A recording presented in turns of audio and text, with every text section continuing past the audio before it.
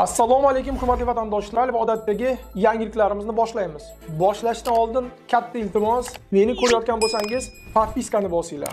Podpiska bizning kanalimizga rivojlanishiga juda ham yordam beradi. Iltimos, shuni bosib qo'yinglar. Moskva hamda Moskva oblasti va Sankt-Peterburgdagi hamyurtlarimizga 10 yillik stajiga ega ishonchli dokument xizmatlarini taklif qilamiz.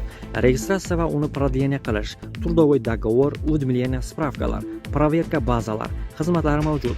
Muhim eslatma, Amina ilovasi to'liq ishlamaganligi sababli registratsiya qilmaganlar zudlik bilan ushbu xizmatdan foydalaning. Hoziroq ekrandagi raqamlarga qo'ng'iroq qiling yoki WhatsAppdan yozing. Rossiyadagi migrantlar uchun yangi qonun. Endi hammasi o'zgaradi. 1-sentyabrdan boshlab Rossiyaga ishlash yoki vaqtincha yashash uchun borayotgan migrantlar uchun qoidalar keskin kuchaytiriladi. Endi tibbiy ko'rikdan o'tish muddati 90 kundan 30 kungacha qisqartiriladi. Talablarni bajarmaganlarga katta miqdorda jarimalar solinadi va hatto mamlakatdan chiqarib yuborilish xavfi mavjud. Jarimalar miqdori jismoniy shaxslar uchun 25 mingdan 100 ming rublgacha, mansabdor shaxslar uchun 100 mingdan 200 ming rublgacha, yuridik shaxslar uchun 300 mingdan 1 million rublgacha.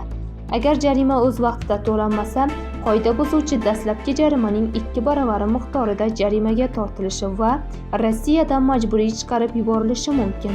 Har yili majburiy tibbiy ko'rikdan o'tish talab etiladi.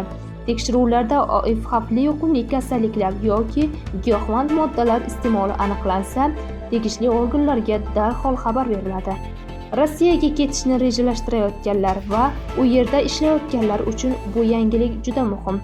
Videoni oxirigacha tomosha qiling va yaqinlaringizga ham ulashing.